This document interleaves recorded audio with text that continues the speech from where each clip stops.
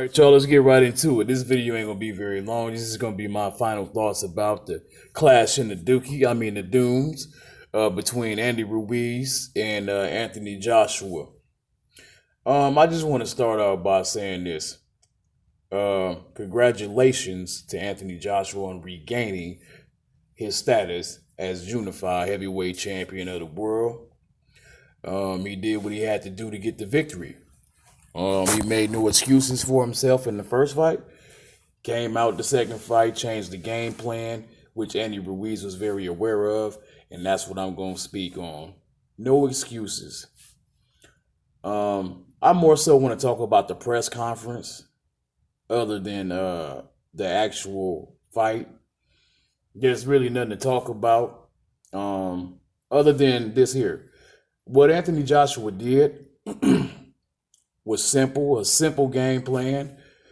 But he did do some things that I didn't know he had in his repertoire that he actually added. His feints and his footwork was very impressive.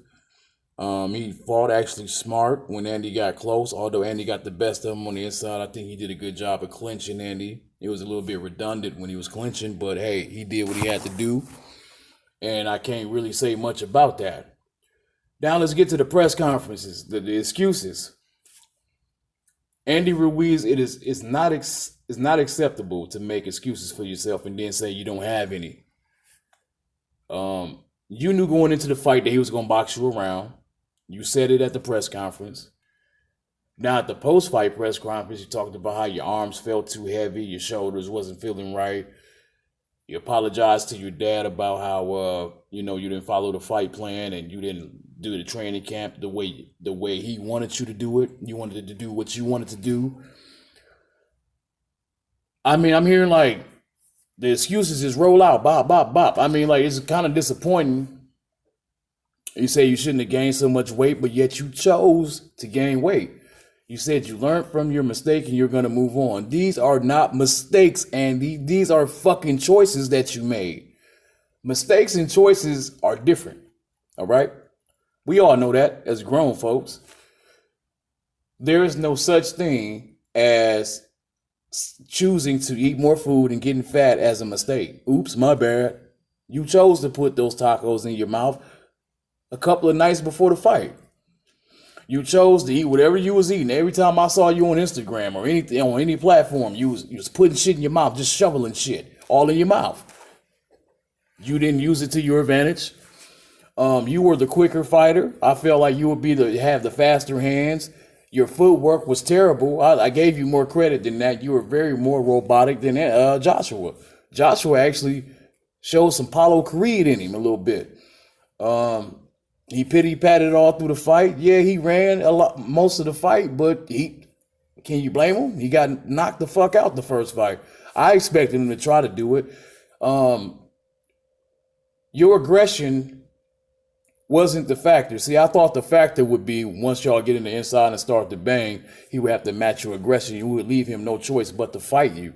But you kind of gave him a way out by following him around the ring and getting punched in the face, which was a fatal mistake. That was the only mistakes you made by thinking that you were going to stalk him. You can't stalk a man that's like 4 or 5 inches taller than you and not cut the ring off. You failed on cutting the ring off. You didn't do nothing really what your dad told you to do in your fight plan. You had no body attack whatsoever. I felt like Andy would be able to get underneath, and then under the clinch, he would be able to do some good body stuff. I mean, he did some body punching on the inside, don't get me wrong, but he did not do the body attack that Andy Ruiz normally would do, especially against a taller, bigger man like Joshua. I do believe that he has the ability to knock Joshua out on any given night. I still do believe that. But if he fights like that, Joshua can beat him on any given night with that simple fight plan that he had to beat Andy. Now let's get to Joshua here. Now, Anthony Joshua didn't make many excuses in the first fight. My thing is what I'm focusing on is what he said in the press conference as well. People asked him about Deontay Wilder, and the thing he said is that he was not ready for that smoke yet. That's all I heard. He said that he was chasing a Wilder fight. I'm trying to figure out, when was he chasing a Wilder fight? Can anybody help me in the comment section? I don't want to hear no bullshit. You fake Anthony Joshua fans talking about he was chasing Wilder, and nah, I don't see that. But you have an opportunity to make that fight happen. But here comes Eddie, Fast Eddie, talking about mandatories, fighting Usyk, fighting Pulev, instead of fighting Deontay Wilder for the biggest payday of their life. And that's no disrespect to Andy Ruiz. I know Andy Ruiz was salty and he wants his get back or whatever. Not saying that Andy Ruiz don't deserve a rematch, but now that Joshua has the opportunity, a second chance, why don't you go ahead and do what you got to do and set up one of the biggest fights in heavyweight boxing history to fight and become the unified and undisputed heavyweight champion of the world? This is your chance. And also to receive, since everybody cares so much, to get one of the biggest paydays of your life in sports. So let's see if you can do that. We know that unification can trump a mandatory. Who's going to get in the way of a Wilder versus Joshua fight? Who, other than Eddie Hearn, your advisors, your team? Listen, man, this ain't no hate. I'm just saying, you have a second chance to do something great and give the boxing fans the viewer's choice fight.